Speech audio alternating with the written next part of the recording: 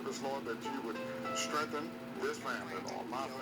An unbelievable story we told you about in Eyewitness News 1 year ago. 3 brothers murdered within 7 days of each other. If he'll ever get justice in his son's brutal murders. Here's my special report. In the dark, a family search for answers. 3 generations together. You should pick Daddy. You're going to know who this is, man, regardless. You're going to know who this is. You have to. This is who you're going to rely on if something ever happened to me, man. Such a senseless ambush. They loved their family, and their family loved them dearly. I've saw reports of people losing multiple children in their lives, but 3 in 1 week, you know, man, it's insane. They were each other's best friends. We would not give up. We would not stop. They were a bunch of comedians. Yeah, they were just silly kids. More than 1 year after losing Brandon, Bryan, and Bradley Beal in 1 week, the family is still in the dark, both literally and figuratively. We're sitting here and we have you all in silhouettes because are you still living in some sort of fear? Are you still kind of feeling like that you're in danger because this case hasn't been dead?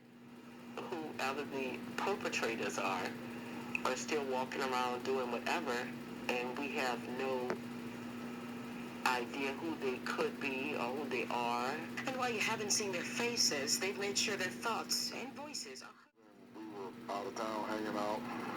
We parted ways, and my brother was driving home, and I got a call. And he was very upset. He began to tell me what had just transpired with Bryan. Bryan Veal was shot and killed February 13th at Loyola and Washington in Central City. I actually got a call from my son because his brothers was on scene.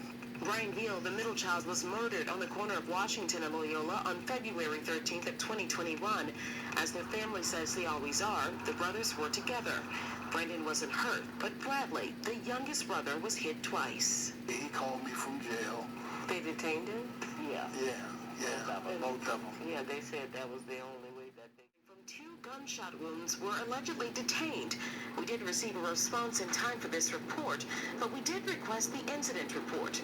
And on it, no mention of the brothers being detained. Things That hit you at one time. Right. They were walking down the street and they told me that the guys just picked on them. They noticed a car followed them and they finally pulled up on them and then they started shooting out of the car. And a week later, can you kind of take us back to that particular day? Earlier that day, my brother had gone up there to talk to his other 2 sons and the mother about getting everything. Says the 2 brothers walked to the bank after speaking with their dad and later to a local McDonald's to get food. And on their way back home to feed their mom and themselves, they were murdered. They were ambushed.